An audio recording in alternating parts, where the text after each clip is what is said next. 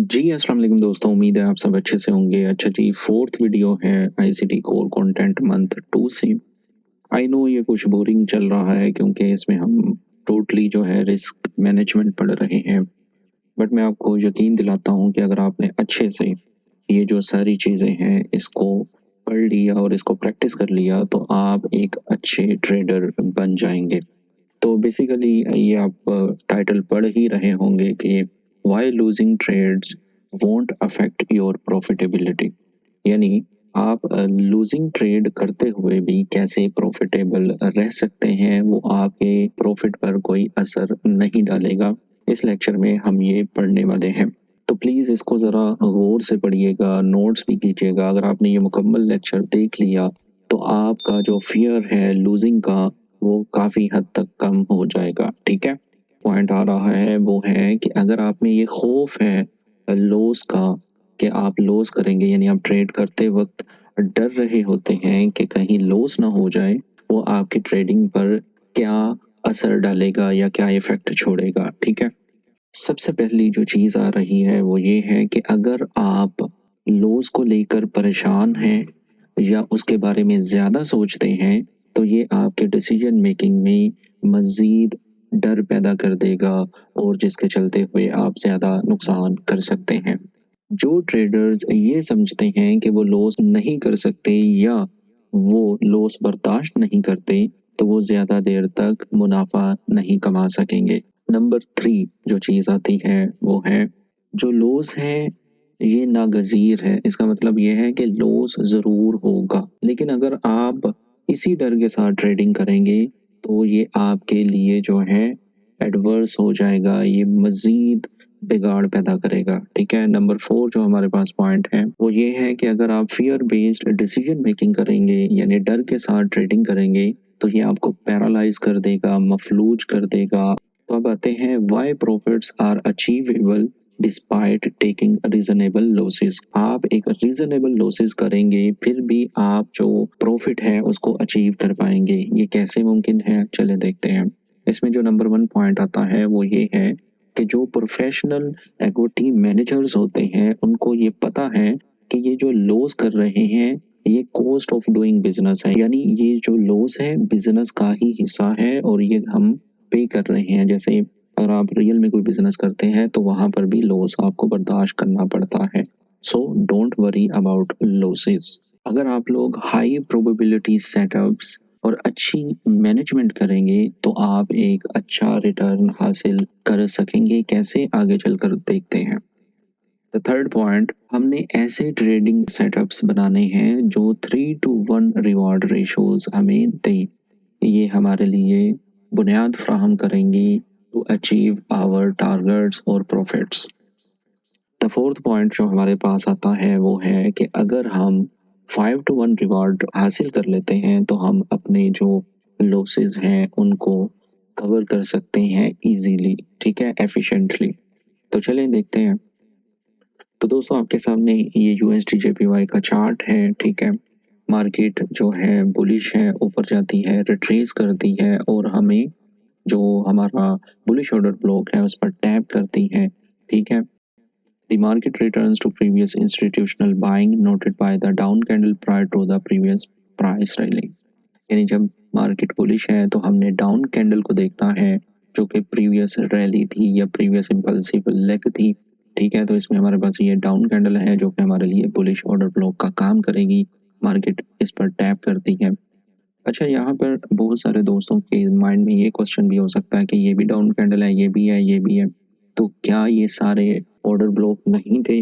क्या हम इन पर नहीं मार्केट को रिएक्शन करता हुआ देख पाते? जी, आप लोग यहाँ पर भी देख सकते थे, बट सर माइकल और आईसीटी की तरफ से ये बताया गया है कि अगर कोई भी पॉइंट या कोई भी ऑर्डर ब्लॉक, पीओआई, जो भी पीडीआरएस है, जब उस पर मार्केट आती है और वहां पर रिजेक्शन देखने को मिलती है यानी मार्केट रिएक्ट करती है तो हम उस ऑर्डर ब्लॉक को मार्क कर सकते हैं। Please keep it in mind. ठीक है, तो इसलिए मैंने ये वाली कैंडल ली थी। तो अब यहाँ पर मुझे मेरे दोस्तों की तरफ से पूछा गया कि सर आप ओपनिंग पॉइंट क्यों ले रहे हैं? तो उसका जवाब है ये। तो ये आप देख सकते हैं कि आईसीटी ने क्या कहा हुआ है। ये क्या लिखा हुआ है, फेयर वैल्यू गैप। तो मार्केट का जो है डाउन कैंडल, अगर हम बुलिश थे तो डाउन कैंडल का हाई टू ओपन जो पॉइंट है वो फेयर वैल्यू गैप है, या इसे हम स्पॉट लेवल कह सकते हैं।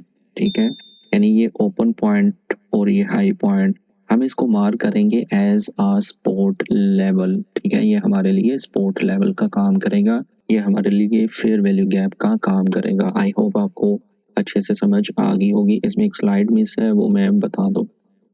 तो जब मार्केट इस तरह रिएक्शन देगी तो हमारे पास मार्केट सेटअप बना रही है और वो फ्रेम कर रही है रिस्क टू रिवार्ड मल्टीपल्स, यानी आप एक रिस्क पर मल्टीपल रिवार्ड्स ले सकते हैं। वो भी कैसे, आए देखते हैं।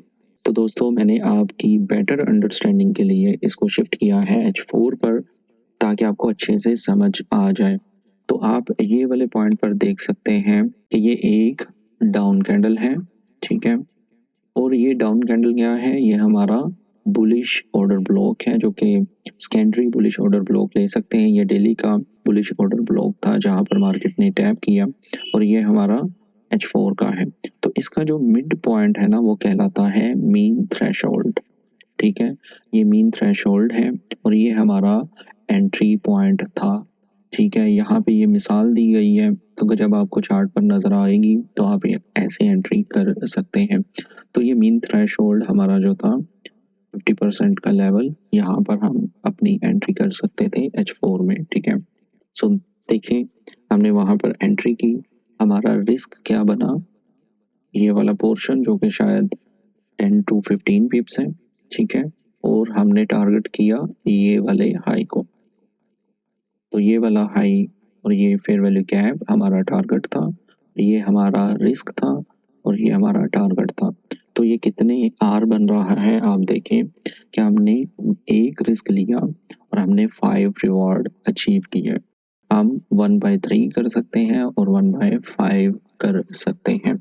तो दोस्तों, इस तरह जो है हम अपनी ट्रेड को डिज़ाइन कर सकते हैं। यहाँ पर मैं आपको बता दूं कि ये जो है, ये एग्जाम्पल पास्ट से मैंने उठाई हैं, ताकि आपके लिए एक अच्छी अंडरस्टैंडिंग हो। जब आपके सामने ये सेटअप बने तो आपने यहाँ पर यानी मेरी वीडियो में इसको देखा हो। ठीक है, आई होप आपको अच्छे से समझ आ गई होगी। अगर नहीं आई तो कमेंट करें, मैं ज़रूर रिप्लाई करूँगा। तो दोस्तों, अब हम नंबर्स पर ध्यान देंगे। अब हम देखेंगे कि हम 30% सही होकर और 70% रोंग होकर भी किस तरह प्रॉफिट बना सकते हैं। इसलिए हमें डरने की ज़रूरत नहीं है लॉसेस से। हमारा अकाउंट साइज है $5000।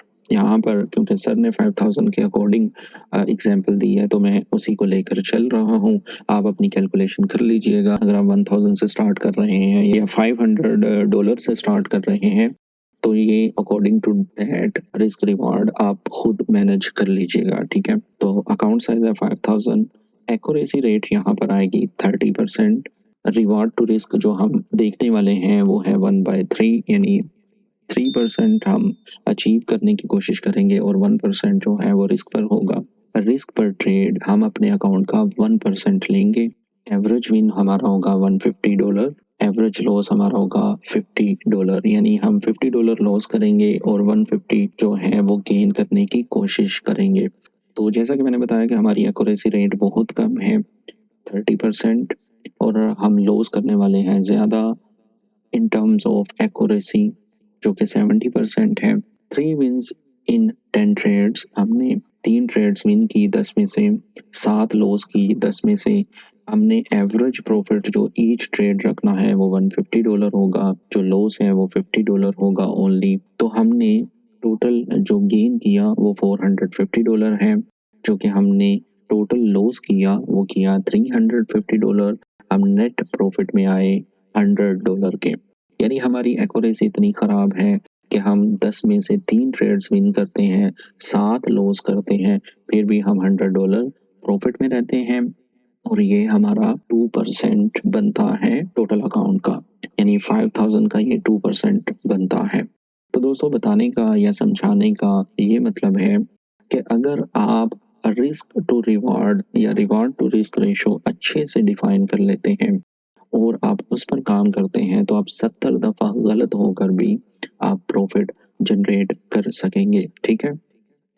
तो दोस्तों अब हम देखने वाले हैं वो ट्रेड्स जो कि हमें 5 रिवॉर्ड देंगी और हमारा रिस्क 1 पर होगा। तो इसमें जो हमारा एवरेज विन है वो चला जाएगा 250 पर। तो हम 10 में से 3 ट्रेड्स जो हैं वो विन करेंगे और हम टोटल प्रॉफिट जो गेन करेंगे वो है $750।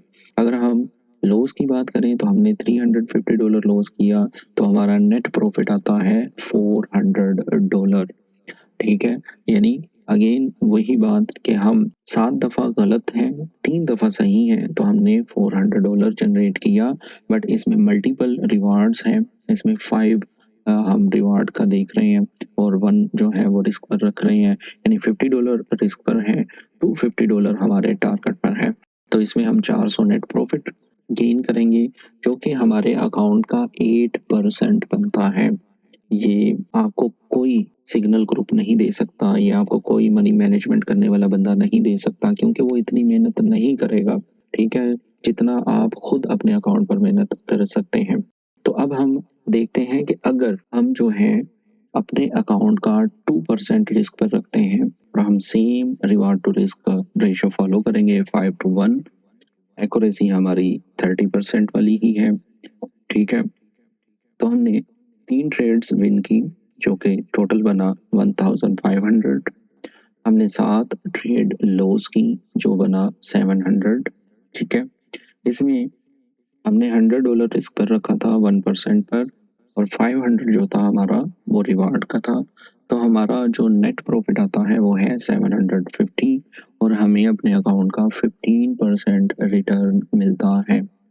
तो दोस्तों इमेजिन करें कि ये जो 30% एक्यूरेसी है ये चली जाती है 40 पर, ठीक है?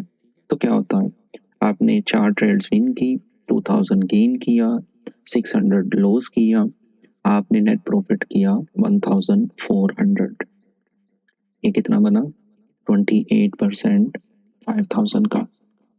तो आप देख रहे हैं कि लॉस जो है वो रिकवर कर सकते हैं विद मल्टीपल रिवॉर्ड्स, ठीक है? तो आपने 10 ट्रेड में अपने अकाउंट का 28% गेन कर लिया विद हैवी लॉस। अगर यही रेशो चली जाती है 50 पर तो आप देख लें आपने क्या किया, आपने 5 ट्रेड लॉस की, आपका टोटल लॉस था 500, आपने 5 ट्रेड विन की, आपका टोटल प्रॉफिट था 2500।